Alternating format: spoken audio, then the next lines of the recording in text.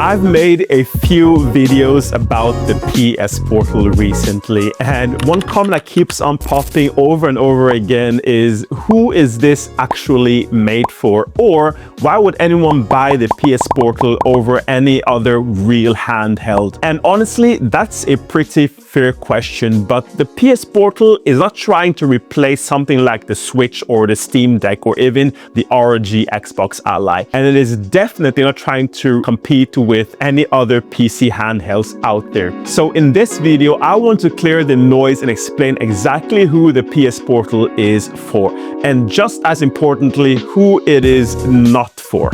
But first, let's just get one thing straight right away. The PS Portal is not a standalone console or standalone handheld gaming device in the traditional sense. It doesn't run games locally. It doesn't download games to internal storages. It is a streaming first PlayStation device. That means cloud streaming via PS Plus Premium subscription and remote play, and always needing to be connected to the internet. Once you understand that, the Portal makes way more sense going forward. So who is the PS Portal made for? Well, I believe it's made for different type of gamers in different niches. So first up, we have the I don't own the TV type of gamer.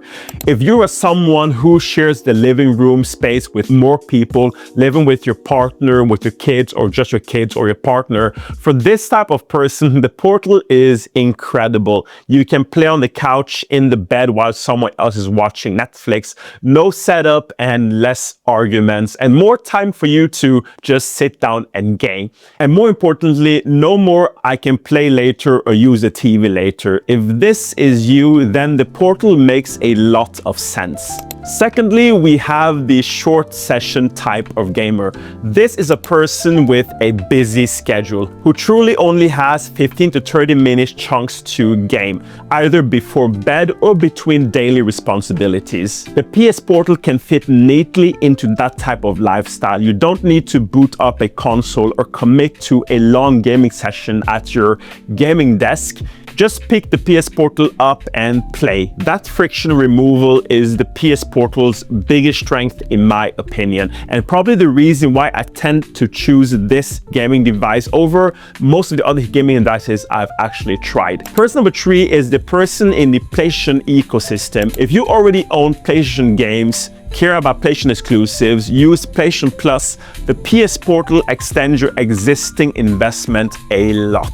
You're not rebuilding a library, buying new games again, or learning a whole new ecosystem or OS. You're just accessing what you already own and have in more places. Finally, we have the I don't want another $800 device gamer.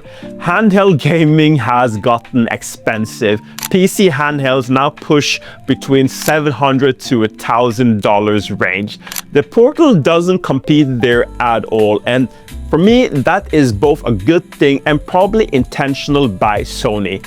At around $200, it's one of the cheapest ways to access modern AAA console games, especially if you go on and pair it with the PS Plus subscription. Finally, the type of gamer the PS Portal is perfect for is the gamer I will call the backlog gamer. This one actually really surprised me. You see, the PS Portal is incredible for clearing your backlog. Games that felt overwhelming on a big TV suddenly now feels way more manageable. Slower paced games, story-based games, and a lot of older indie titles are perfect on the 7-inch LCD screen for the PS Portal. And those type of older games look even better on the small screen of the PS Portal. If you got a backlog, this helps you actually finish those games. Now, who is the PS Portal not meant for? Well, someone looking for a beefy raw power gaming handheld, you are better off with something like the Legion Go or ROG Ally X. If you're someone who wants their games to be locally installed on the gaming device, someone who loves tweaking settings and prefer gaming on the go, well, the PS Portal is simply not for you and will probably never be for you. And finally, if you're someone who doesn't have the best fast internet connection or have an extensive Steam library, well, the PS Portal is not for you either. And I would probably recommend you to go for something like the Steam Deck OLED or the Xbox ROG Ally. I think my big takeaway from experience a multitude of different gaming handhelds is that the PS Portal isn't misunderstood because it's bad. It's misunderstood because people expect it to be something that it simply will never be and isn't trying to be either. This is the device meant for convenience and access, not power or specs. And if that fits into how you play games, then the PS Portal suddenly makes a lot of sense for you. Now, if you own a PS Portal, leave your comments in the comment section and tell me how you utilize this device. This might help other people make up their mind if the PS Portal is the right choice for them in 2026 for their gaming handheld. And remember guys, if you've enjoyed this video, why not smash the like button and hey, maybe even hit subscribe. Thanks for watching and I'll catch you in the next one. Peace.